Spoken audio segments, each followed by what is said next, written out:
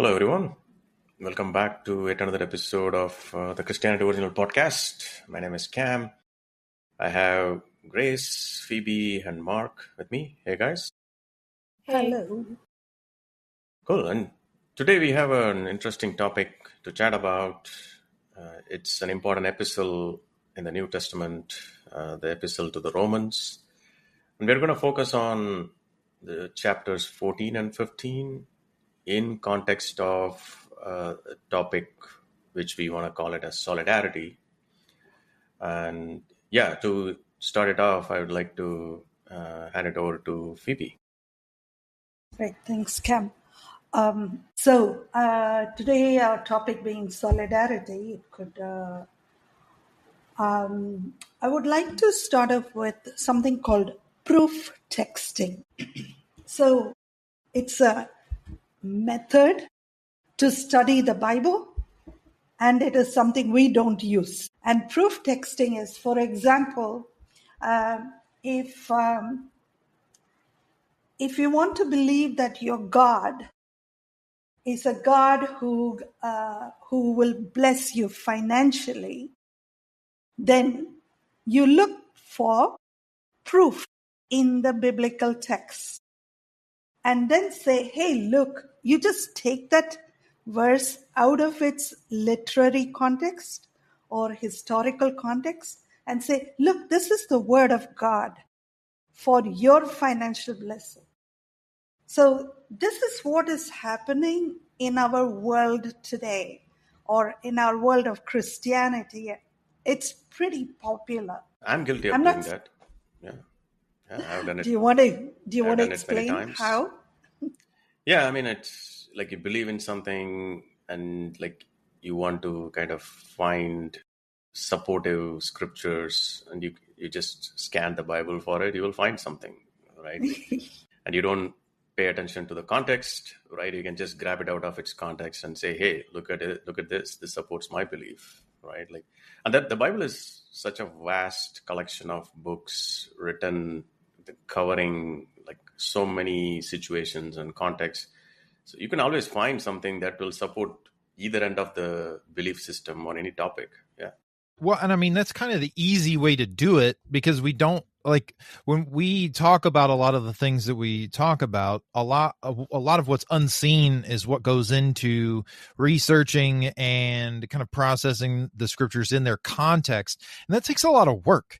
Like, it's not easy when you're fighting against, 2000 years of church history that is interpreting things a specific way, and not really understanding how they got there. And then, because again, they didn't necessarily have access to the context in the way that we do through modern historians. So that, it's like having to parse through everything. It's so much easier to just read something in English, being like, hey, this supports what I believe. Here it is. Yeah. Okay, so you know that we don't do that, and we can see very, very clearly with Romans, how we are going to do it differently. We will be looking at the literary context, and we will look at the historical. We'll understand the social. So to briefly put it, like this is a method, and among scholars, it's known as historical critical exegesis. Okay, that's the technical term for it. So then the first question to ask is, why did Paul write this letter? And for that, if we go to Romans 15th chapter and we look up for the word Spain, so 15:24. Can you read? Yeah, can you read? One of you read the 24th verse, please. You said 15th chapter? Yes. So whenever I go to Spain, for I hope to see you in passing and to be helped on my way there by you, when I have first enjoyed your company for a while, but now I'm going to Jerusalem serving the saints. For Macedonia and Achaia have been pleased to make a contribution for the poor among the saints in Jerusalem. Okay, Yes, they were. We can stop there. We can stop there. So the thing is, he verse 24, when you read it, you see the word Spain, but what else is Paul saying about Spain? And what is it he's asking the Church of Rome? Churches, not church, but churches. He wants to meet them on the way, and he wants them to assist him in that Yeah, mission to Spain. Yeah. yes. So he wants assistance. And why is he asking for assistance? The thing is, it's the Roman Empire, and you may have heard all roads lead to Rome. And it is like wherever Paul is, he has to go to Rome and then go to Spain. Okay? And Spain is extra problematic for the Roman Empire because the locals are resisting the empire. And usually Paul's method is to find a Jewish community, go to the synagogues first, talk about the message of the kingdom there, and then, talk about Jesus Christ being the Messiah, the expected Messiah. Many synagogues throw him out, or groups throw him out, and a few accept what he is talking about. And then he does his business with leather, and he talks to his customers, and so the Gentiles are brought in. So that way they have created these assemblies in Rome. But you have to understand that these assemblies, it's not one assembly, it's assemblies. They are all probably like the Gentile group probably had its own assemblies, multiple assemblies scattered, and the Jewish communities had their own assemblies. But So you mean yeah, this is not like one church gathering in Rome? So this letter is written to like multiple church gatherings, groups. It's like a lot of small group churches in Rome. yes, yes. In fact, if you look through it, we are not entirely sure about how they congregated. It looks like each of the groups are coming together based on their Locality. identities, Oh, localities, and yeah, because also identities. because one of the things I was going to say that there's especially in light of the modern Christianity existing in a whole bunch of different denominations. We're not talking about denominations here. It's my understanding, at least, that Rome was a fairly large city. And so walking across the entire city would probably take a significant chunk of time, such that for most of the early followers of Christ, it was just more, it was just easier to meet wherever it was you were closest to. Yeah.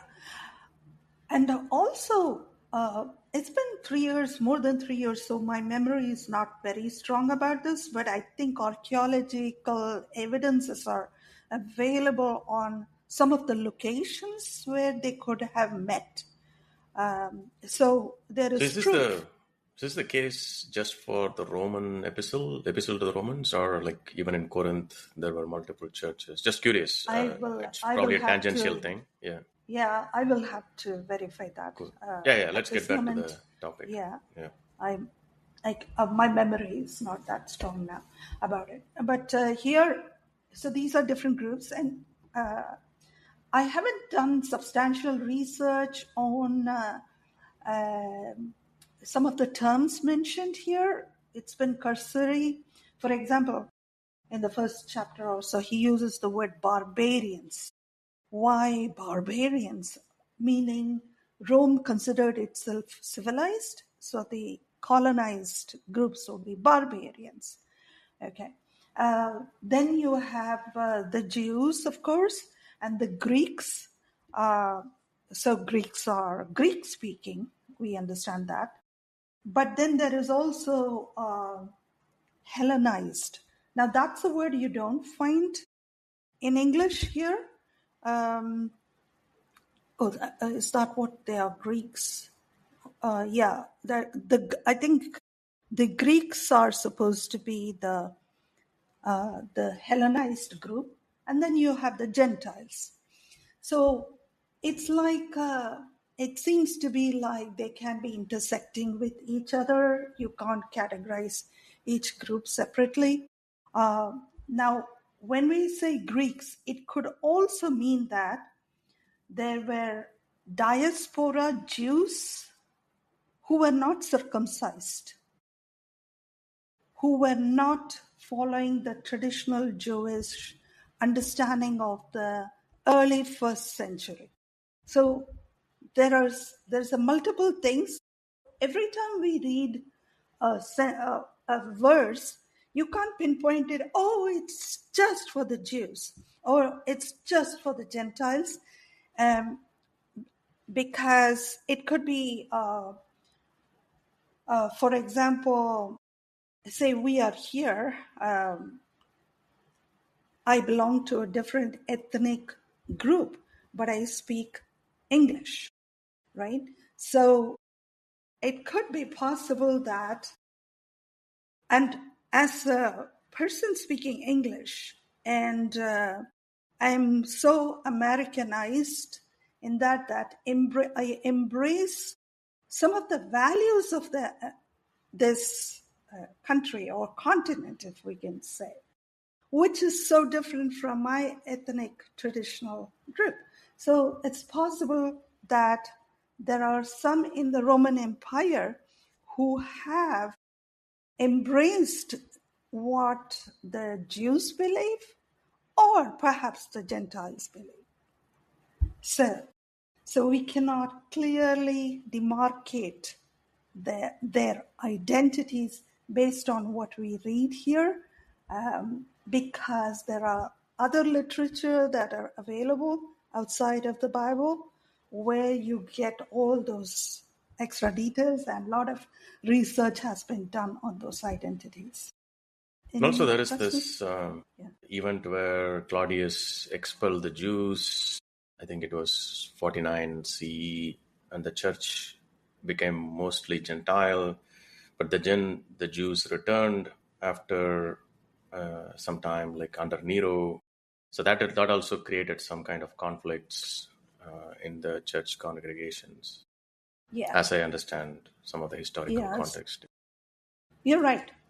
It's believed that the Jews were the earliest Christ followers. They didn't call themselves Christians then. They called themselves as Christ followers.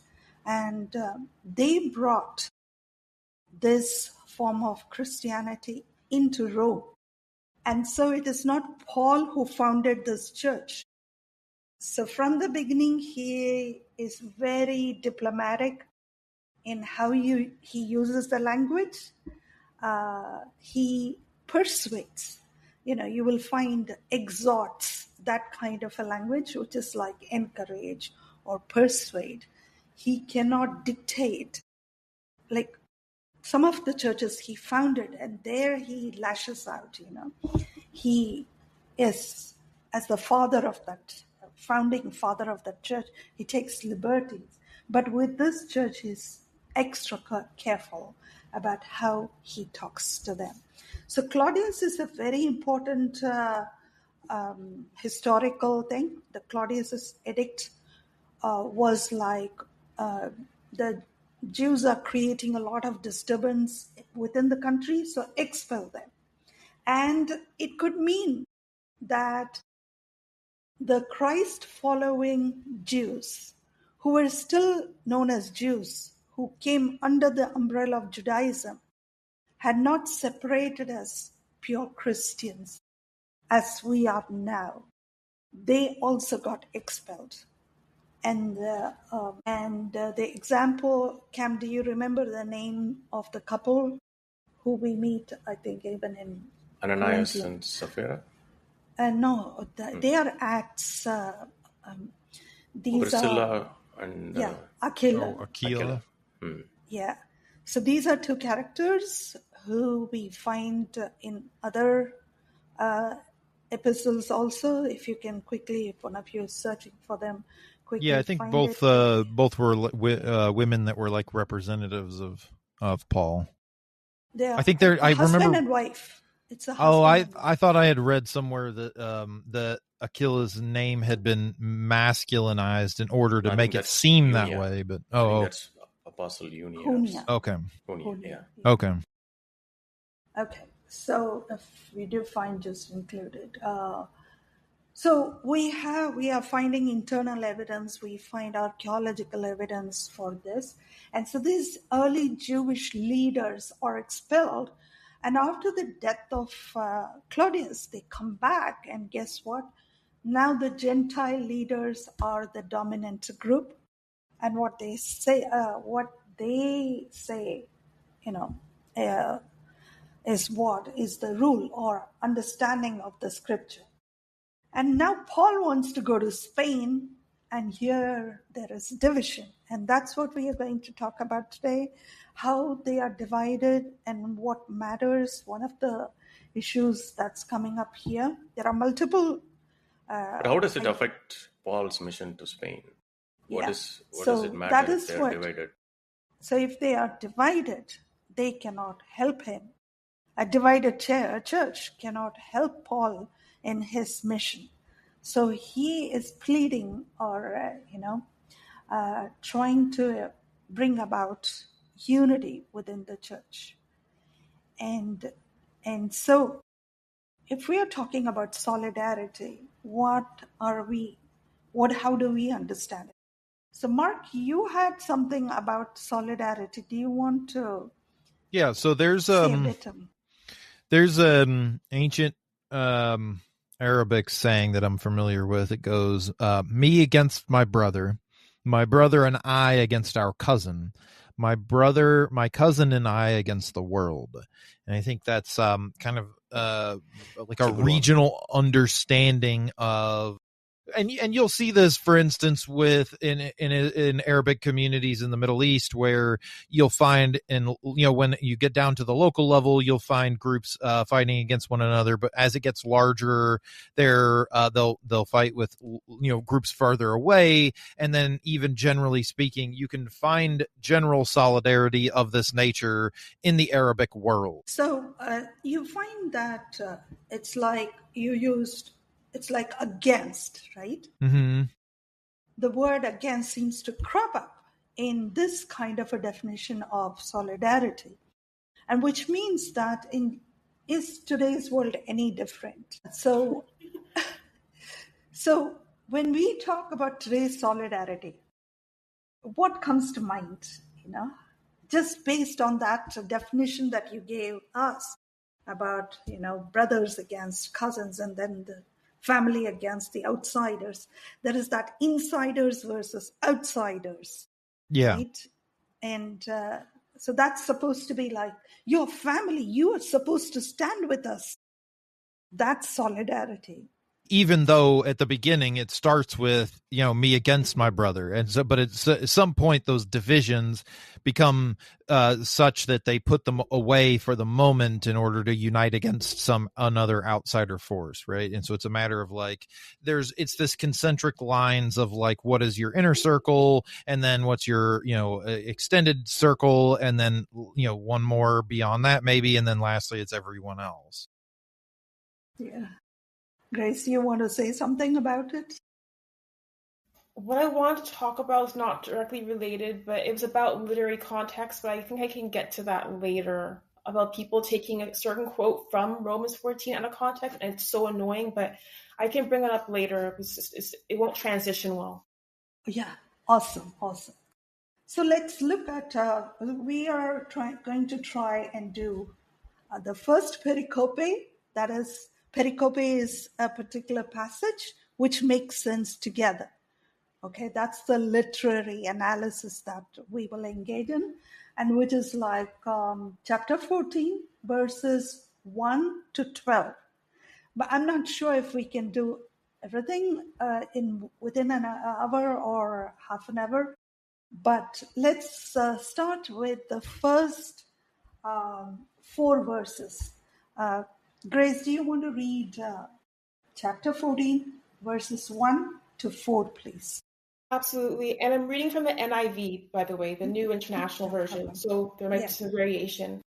And if you're doing it so, whatever versions each of us may be using a different version. So it would be nice to look at how some of the words are translated differently and therefore bring out a different color, if possible.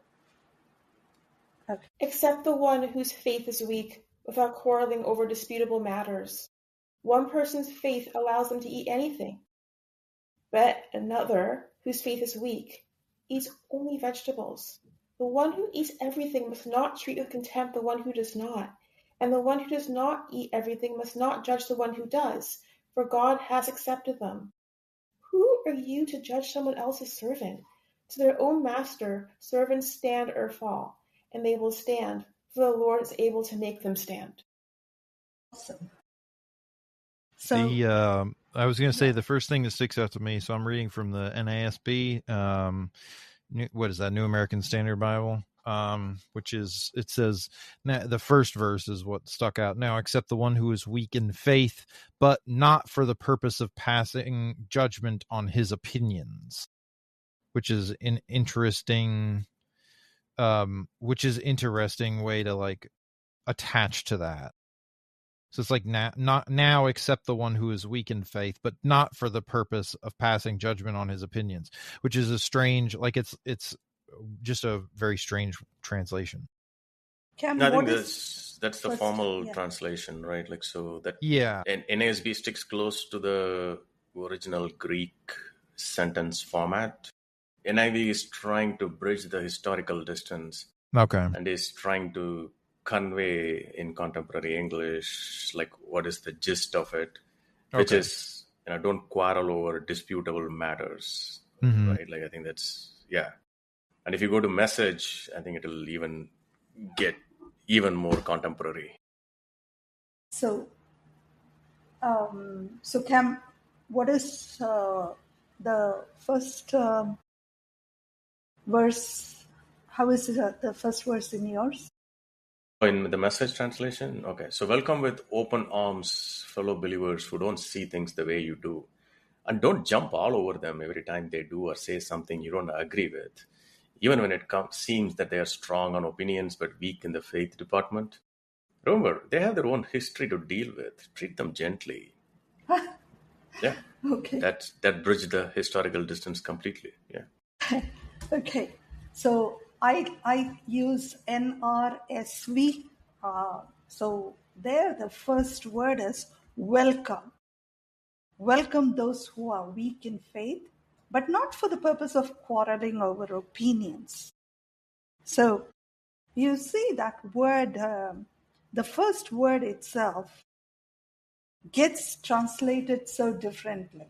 Mm-hmm. So how do you see in each of your translations, how do you think it matters? The Greek word is proslambano. It has all kinds of things. But anyway, go ahead. What do you want to say? I think the gist of it, what I see is like it's him telling the people not to fight over silly things or like disputable or like or fight over opinions. Right? I think that's the gist I get. Yeah. I'm just going to see if I can share. Or can you just go to Romans 14:1 in Bible Gateway, and then at the bottom it has that multiple translations, all English translations. Can we have a look at it? We're going to be mighty slow, guys, so just enjoy the process of, interpreting. No, like which translation do you want to look at? No, I want that at the bottom you see Romans 14:1 in all English translations. Okay. But if I open Bible Gateway, my thing is going to crash. So I'm using Bible.com. So. Okay. Do you want me to share it? Yeah. Feel free to. Okay, let me. But I'm sure your thing will also crash. Bible Gateway takes a lot of memory. So. Okay. I can use. Well, you could use a phone. Oh yeah. I can try. No, But you mean my to? intention was to for us to look into the different things. So I'll just read it. So there is KJV version which says, "Receive those weak in faith," and "Welcome anyone." CSB. So receive, welcome, accept. These are the words I see in my "do not refuse to accept." Bear with one who is sick in the faith, says Jubilee translation. So how, I mean, how do you, I'll start with the word that Grace brought up, accept. Accept someone weak in faith. What is your understanding of being weak in faith? Well, I mean, through the lens that we see things, there are going to be things that might shake your like belief in this future coming kingdom, right? So it would be my understanding that it could be something like that puts doubts in your mind, right? I Like think like is to yeah, I think to get to even this context itself, like what does weak in faith mean in this context? mhm. I would Can we just wait for that context a bit? I think she wants like A yeah, general, just yeah. like our general perspective. Generally, when we say, "Oh, that person is weak in faith," and I think Mark has addressed that point. The reason I'm doing it, I'm asking this question is, that's how we Christians think, right? Like when we talk about faith, that's how we think. But when we come to the literary context, we are surprised. Okay, we'll deal with that as we get on. And what about welcome? See, there is the word accept, there is the word welcome, and there is the word bear with the person who is weak in faith. How does the meaning change in each of these words? The nuance here is that welcome is more positive. Bear with is that, oh, I don't like that difference, but I'll just sit and bear and just take it, even though I don't like it. That's the difference I get. I think, Grace, you remind me of this thing. Tolerate one another's, religion. Tolerate diversity. Tolerance is necessary. We hear that quite often, don't we? Yeah. So now let's go back to Romans 1-4, and now let's do what Cam has asked us to do, right? And Cam, do you want to talk about verse 2? Yeah, I mean, in this particular context, I think the weak in faith is simply about like a person's belief on what they can eat versus what they shouldn't eat. It's mostly a dietary question. So, And yeah, would you say rigidity? Like it's like someone is so rigid that they are like, so for instance, like we get if there's this image of like a plant, right? A reed, for instance, which is very flexible when the wind blows, but then if a reed is too stiff, it actually will break in the wind, and that is in essence, even though it might appear rigid and strong, it's actually quite weak. I think that's an interesting way to look at it. And I think here the rigidity comes from that historical or the history, their baggage they're carrying, right? Like so, and I think that's what the text also says. I can read this in the Message Bible, the verses 2-4.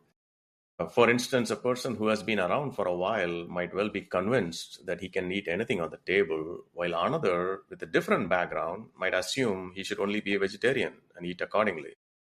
But since both guests are at Christ's table, wouldn't it be terribly rude if they fell to criticizing what the other ate or didn't eat? Right? So that's how it goes.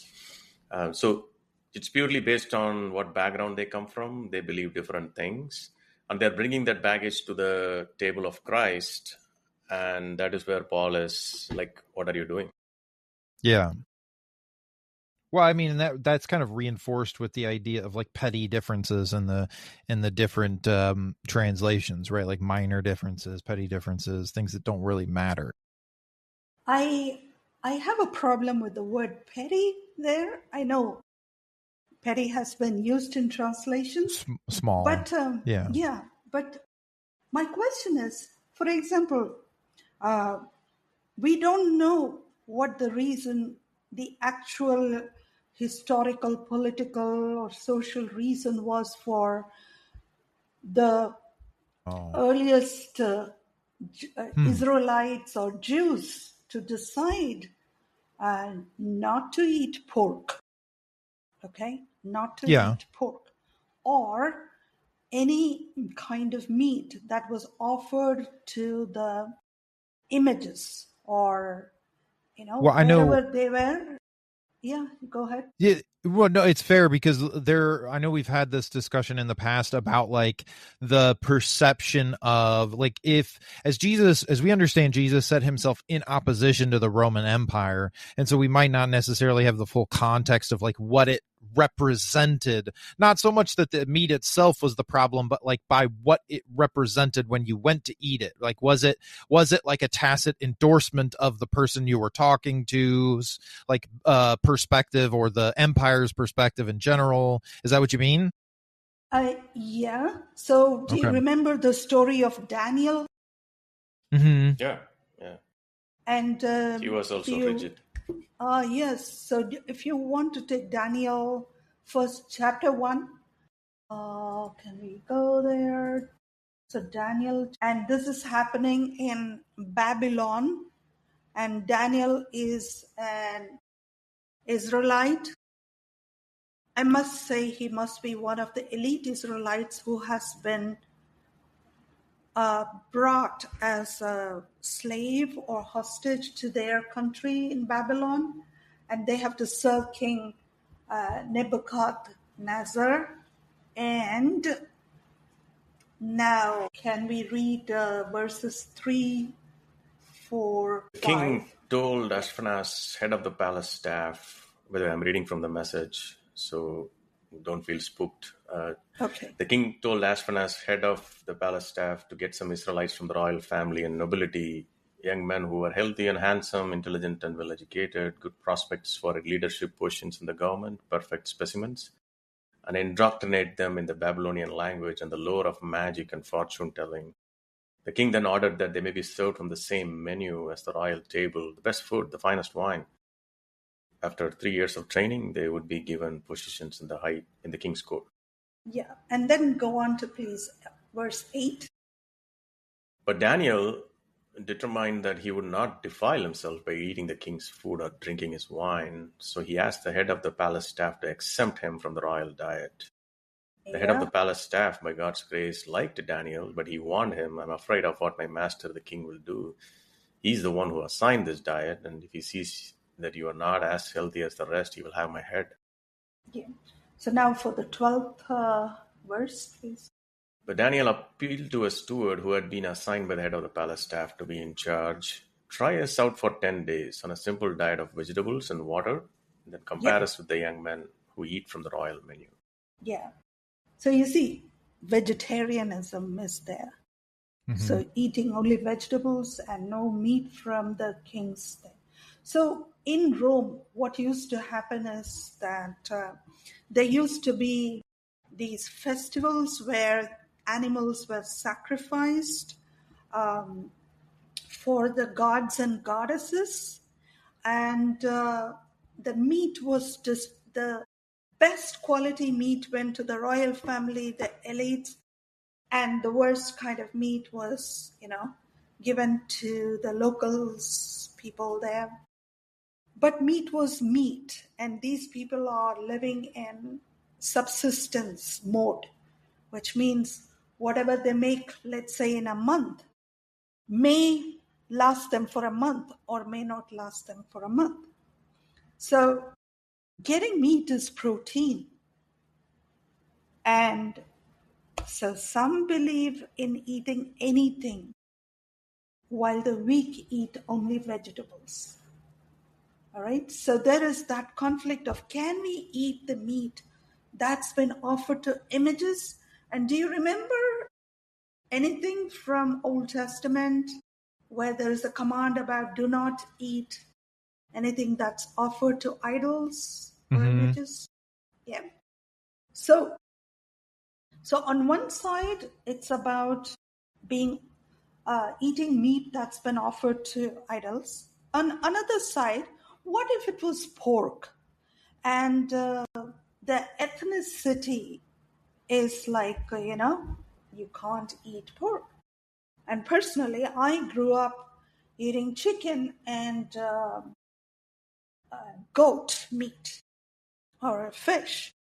So if you were to give me pork in India, it would be like, oh my goodness, I dare not touch it. And by the way, I love bacon, okay? But if you did that, in India, casteism would get you because. Oh, okay. So it's connected. Food is connected to. That was a different direction. Caste. I thought you were going to head into like dietary like issues. Like, so for instance, if you're used to one type of food and being introduced to a new type of food could mess your gut up for like a week. That is also a possibility. And if I'm not used to eating it, now if you give me beef to eat, it's difficult for me to eat because I never had it as a child. Mm-hmm. You really have to process it in a way that, I can eat that beef. Otherwise, if it doesn't taste the way my tongue is used to, I cannot. But that's a good point. I'm not used to something, so should I be forced to eat it?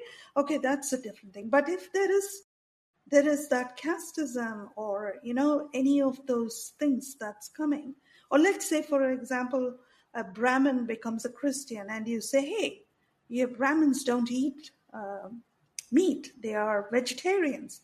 So now you're a Christian, you have to eat meat.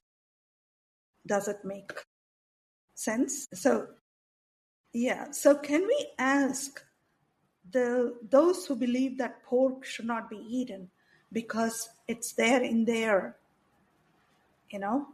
religious text, do not eat this kind of food. Can we say it is petty? Oh no, certainly not. Yeah, I definitely misspoke in light of that.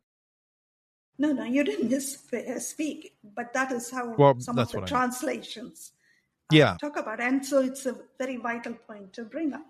So now the next question, so far we understand dietary restrictions for religion or for the way we were brought up, all those issues are there. But while the weak eat only vegetables, who are the weak then? Are they really weak? Well, I guess it depends on why they were doing that, right? So if they are not, now those who believe in eating anything, now look at the word believe, okay? And I would just like for a moment to look at the word faith in 14. The thought just struck me that so for faith it is piste or pistao, and this one is verse 2, and what is the word for believe? Believe also is using the same word, pistao. So remember, Mark, when I asked about faith? Mm-hmm. Now connect the two. The word for faith and in the verse 1 and the word believe, both are same pistao. Yeah. So now what do we do?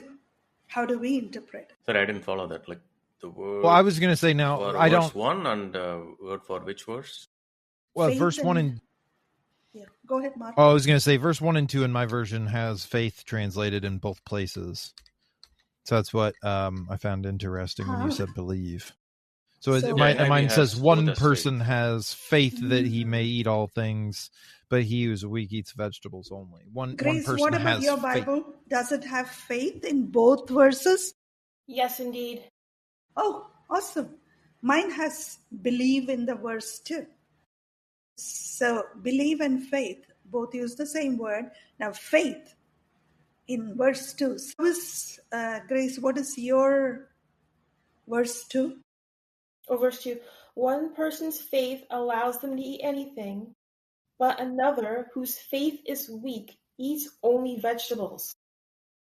What that's interesting though, because I'm not sure that I could not.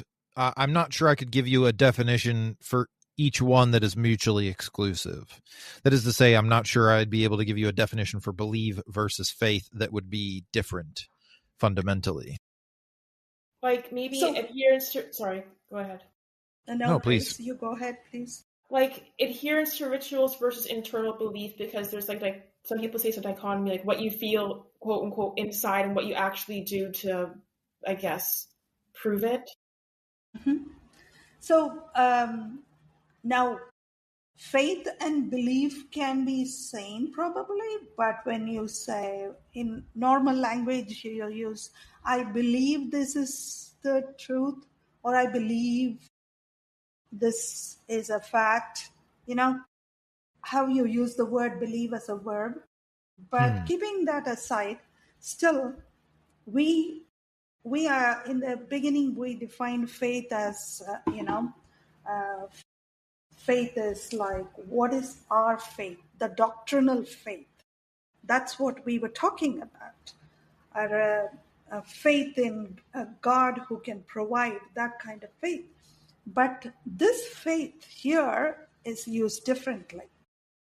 So it could be that your faith or your belief in a ritualistic, like we said, ritualistic, what is it called? Adherence is she said adherence to rituals basically. Yes, because of whatever your belief system is it because of, so the whole thing changes now, how we define faith. I mean, the way I see it, or I read it, is if a person. So there are different levels of freedom. I think people have achieved by faith in Christ. Like, so the person who believes like they can eat anything, right? Like, I think they seem to be classified as strong. And the person who feels they have to limit their diet, they're like weak, right? So I think the levels of freedom. Well, but at the end of the day, though, it seems like there's discord between them, right? So that seems to imply that both sides are essentially looking at the other with derision, or at least some form of judging each other. Yeah, that's what is condemned. And so it's a matter of, when you say freedom, is that really freedom if it's resulting in that kind of negative perspective of someone else? And I think that's where I like what Grace brought about in terms of the difference between welcoming and tolerating, right? Like, so I think that takes it to another level, right? Like, so you're not just supposed to like tolerate like people with different levels of faith in your group, but you're actually expected to welcome them in a much more positive way, right? Sure. Like, so, well, I suspect Paul understood that you don't get someone to change by, judging them. Otherwise, the world would have already been changing. Yeah. It's a matter of like getting them comfortable, letting them know that they are okay with however they are, and them reaching a point on their own where they're like, hey, maybe I don't need to do this to be okay with myself, right? And that then extends outward. So then I want to complicate it a bit more. Let's go to verse 3 now, but the complication will come more, I think. Okay, anyway. Those who eat must not despise. Oh, I'm going to let Grace, could you read your version, please? Sure. Verse 3? Yes, please. Yeah. The one who eats Everything must not treat with contempt the one who does not, and the one who does not eat everything must not judge the one who does, for God has accepted them. Okay. So you use the word contempt and judge. Mm-hmm. What about Mark? Is that the same word in yours? Yeah, so mine starts with contempt and then it moves to judge. Okay.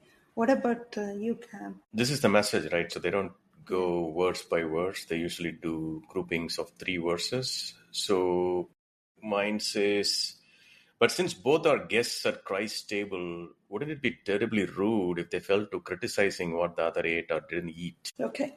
So mine says abstain and judge. Okay. Sorry, not abstain. Despise. Despise and judge.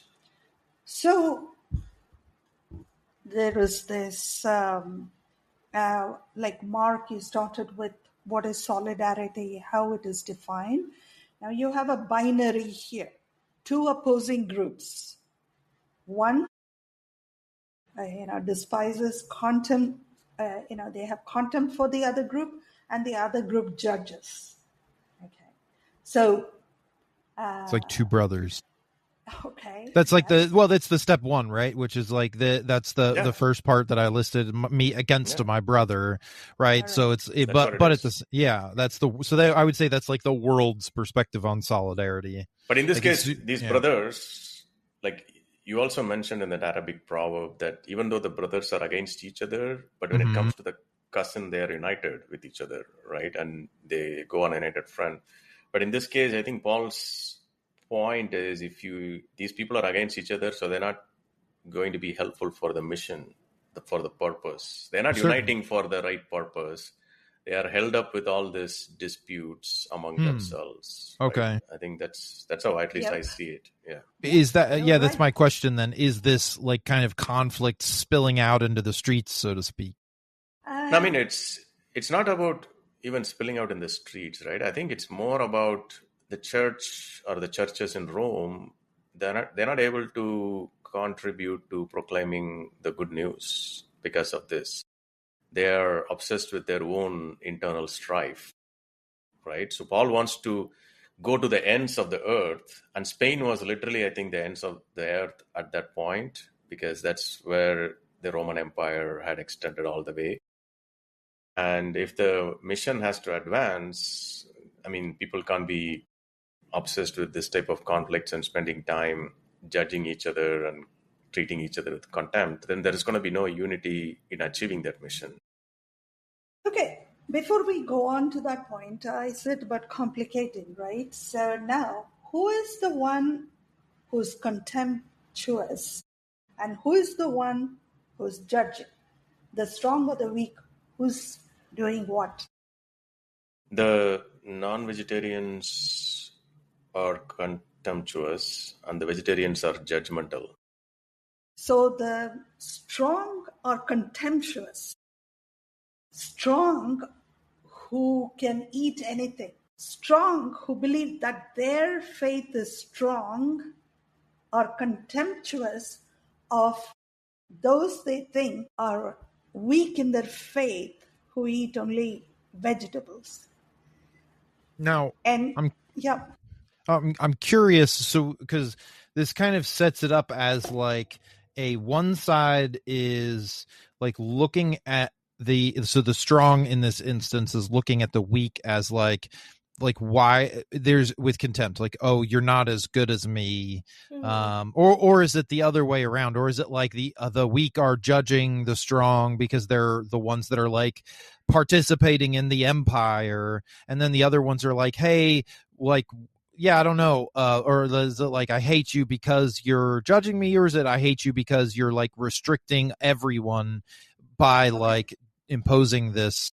I think the way I see it is the strong are like looking at the weak with contempt because they feel like, hey, you're still following all the dietary rules. Okay. So you're not free in Christ. Okay. At least that's how I understand it. And the weak are like, hey, like you are eating meat dedicated to idols. Like you are like, yeah. So you're they are kind of participating in the very judgmental. system. Yeah. Where you're participating in the system that we're preaching against, basically the world. So then the question is, the empire does not want you to be together in solidarity. It wants you to divide. It wants you to fight with each other. That's what the empire wants. It wants to isolate each person from the other. If you join together, you could be resisting the empire. So then there is this infighting, and because they are infighting, doesn't that reflect the empire's goals being achieved? Yeah. Are Absolutely. they not conforming to the system of the empire? Okay. Now, having said that, I want to ask, who is right? Are the strong right or are the weak right? It's a good question. Well, I need my bacon. So. I mean, there's a good chance neither of them, right? Yeah. Neither of them are right, I would say. But if you call yourself, suppose Mark, you call yourself strong and you call the other team weak. Okay. So how does that language itself? So it's the language of the binary, which is what Language the of empire the wants. binary.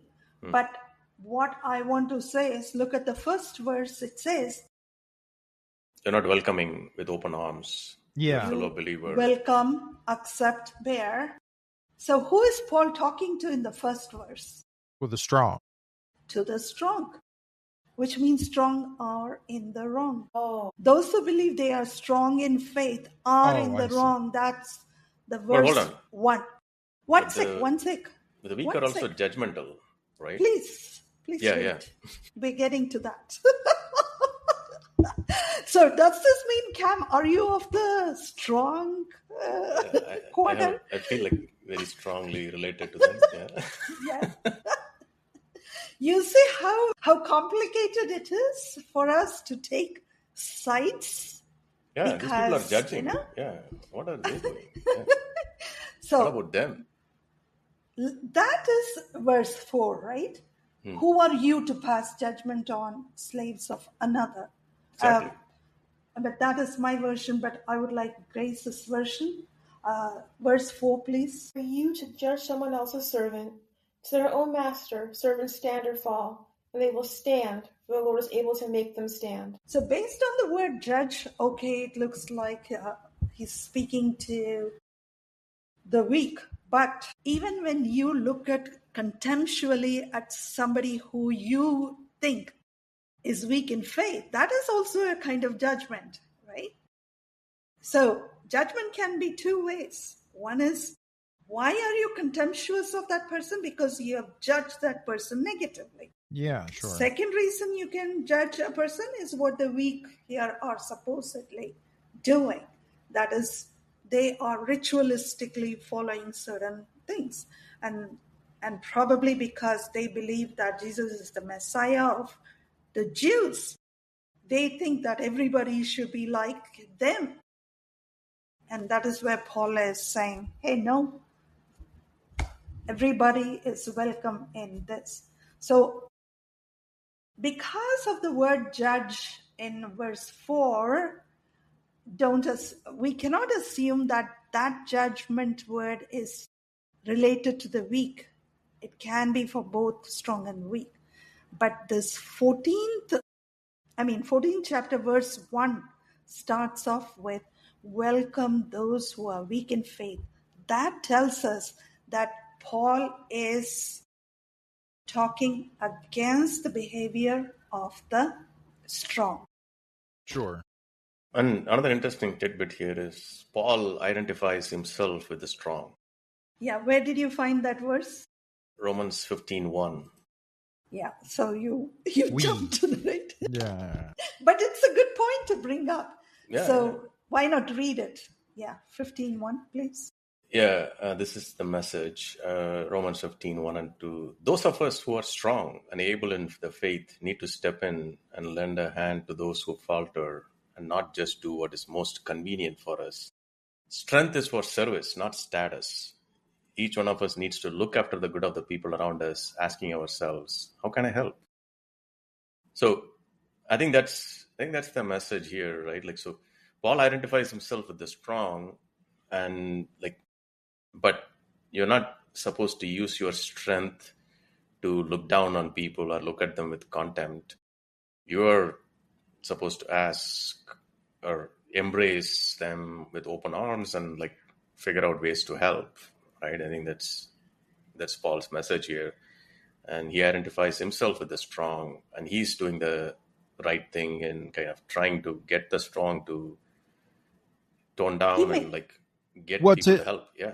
Well, I mean, to kind of connect it to my earlier point about rigidity versus flexibility, right? Like if you know that you're among someone who may break due to their rigidity, and you're flexible, then it should be your responsibility to bend in order so they don't break, right? Like, because I mean, in that regards, it's a matter of hey, listen, you've already gotten past this point.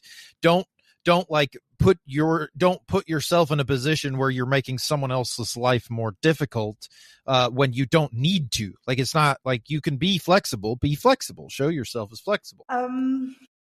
The strong should serve the weak, right? So I think that's how Paul... Just want to be sure that we are not interpreting the word strong favorably to ours. Paul is actually playing a very diplomatic game here. Well, yeah, that's why I used flexibility, because not in all situations flexible. You don't want a flexible wall, right? Yeah. See, but is that something fall like over? One second. Let me finish. Yeah. Let me finish, Martin. If you read 14 and 15 continuously, you will see why is Paul siding, using we the strong. Probably because he wants to get on their side. Yeah, if he sticks with the weak, yes, he wants them on board. That's the only thing. He is not at all with the strong. We have to understand that this language of Paul is diplomacy and not that he's not ready to use binary. Why? I know. God is embracing both the quarters. You don't want to eat? That's fine. You don't eat. You want to eat everything? Fine, eat. But you stop being contemptuous. You who are weak, don't judge. Let them be what they are. But dragons can be quite annoying, right? Just a minute. Let me finish the thought. If you read the entire, Romans, many sections are devoted to addressing the Jews' pride in their ethnicity, because they believe that God has given them the scripture. They are directly in line with God, that kind of thing. He is also talking against the group of Gentiles in chapter 11, if you see. He's saying, hey, the Jews, the Israelites are the roots. You are just branches. And Wild what kind of branches? Who have been? Grafted into it. Yeah. Grafted in. So you can't be with the one without the other. For the tree to be whole, you need both. Also, I was going to say, to touch on what you were talking about in chapter 15, where Paul identifies with one side, he does that earlier in Romans as well, in chapter 2, verse 2, where he says, "And we know that the judgment of God rightly falls on those who practice such things." So this does sound like I tend to. It seems like I agree with you in that. It does seem like he is associating himself with a particular group in order to get them on board with what he's trying to communicate to them. We need, yes, that's true. That idea is true, even though the pericope is different. Yeah. Yeah. Well, it's a way of kind of it's a psychological thing where you're trying to get them to disarm themselves by saying like, hey, I'm on your team, right? Like we're on the same, in order that, because you're more likely to go back to the phrase that I was talking about earlier, right? Like me against my brother. And if I'm, if it's you against the brother and you're associate, it's like you and your you and you, like if there's two people on the same side, they're likely to engage in like actually engage with the criticism more honestly than if they perceive it as someone that's against them. Like that's just a psychological phenomenon. So the thing is, Grace, can you read Romans 14 chapter 13th verse, please? 13, okay. Therefore, let us stop passing judgment on one another. Instead, make up your mind not to put any stumbling block or obstacle in the way of our brother or sister. So one another, judging is one another, you see. But we have to be careful. He's not taking the side of the strong. Okay. Not. That is where the problem comes, because we do not consider the literary context or historical context.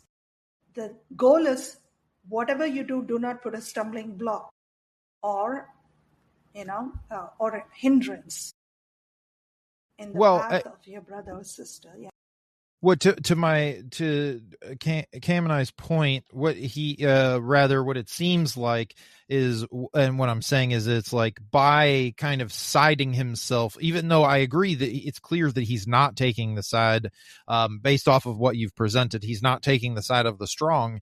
He's still like saying that he's on the side of the strong in order to convince them that they're the ones that need to be, like they're the ones that are doing something that they need to stop doing, basically, right? I think he is telling both of them. Yeah. There is one another reason. Paul is a Jew. Yeah. And probably the group that is saying we can eat everything is not following the Jewish ritualistic. Absolutely. So I think like he's criticizing both, but I think his criticism is like more heavily towards the strong. Yeah. Right. Like so. Yeah.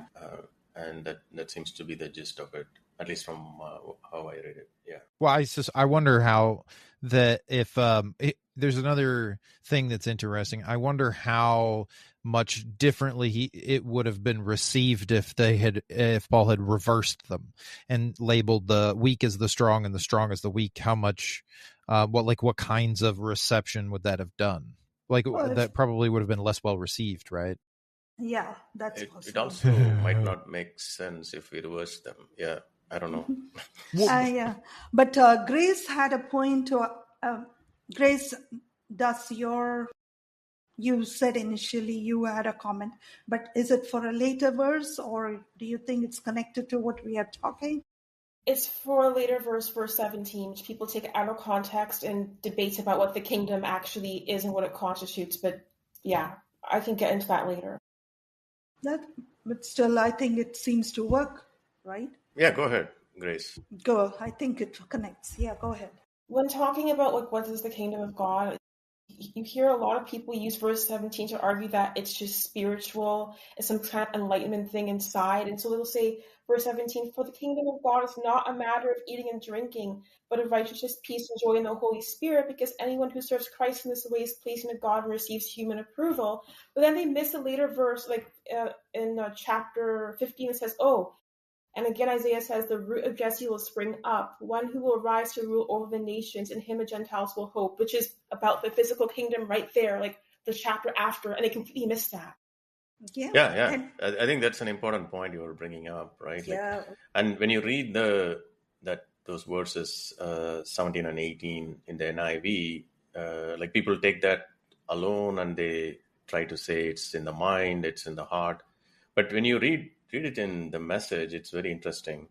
In the Message Bible, it says God's kingdom isn't a matter of what you put in your stomach, but for goodness sake, It's what God does with your life as he sets it right, puts it together, and completes it with joy. Your task is to single-mindedly serve Christ. Do that, and you will kill two birds with one stone, pleasing the God above you and proving your worth to the people around you.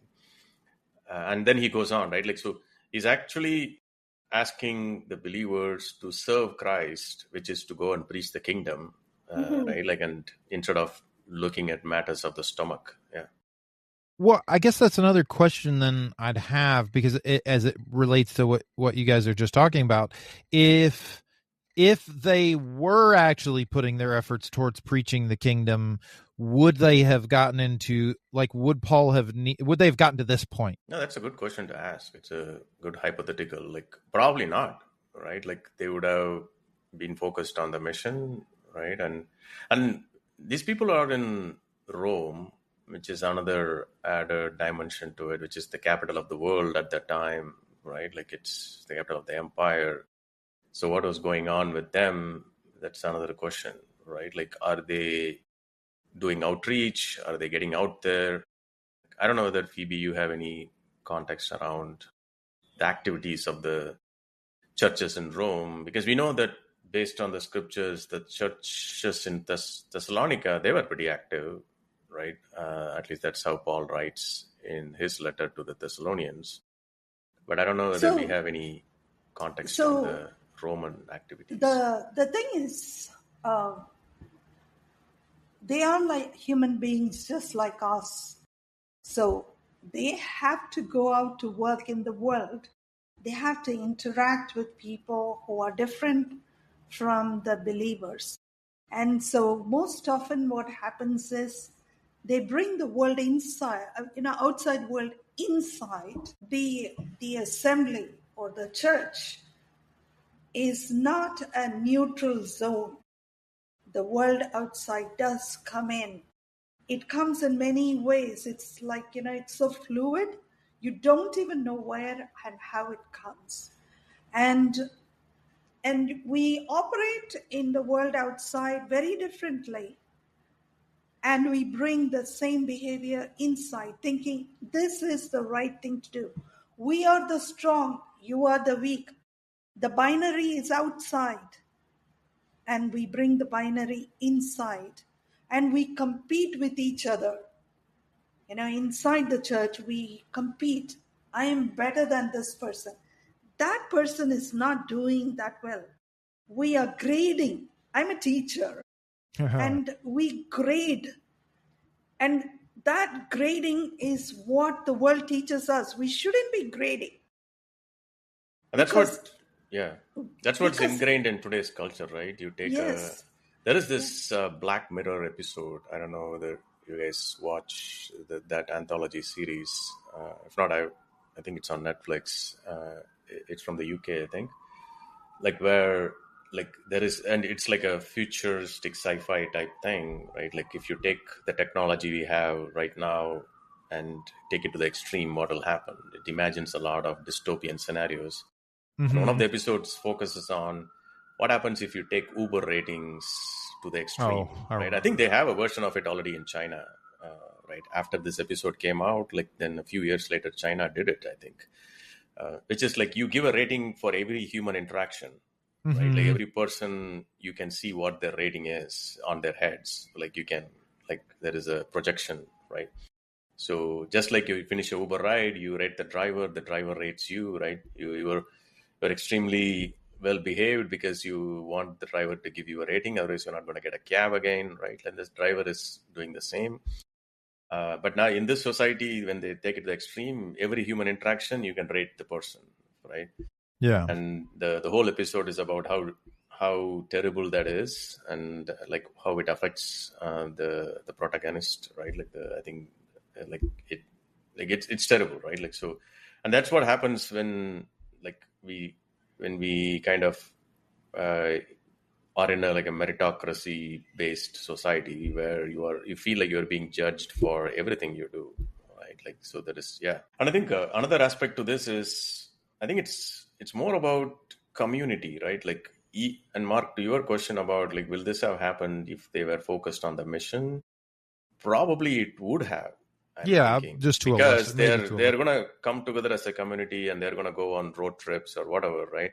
Mm. And all these are all communal dynamics, community dynamics, right? Like, so, Yeah. and Paul's message here is, I think freedom should not come at the expense of community.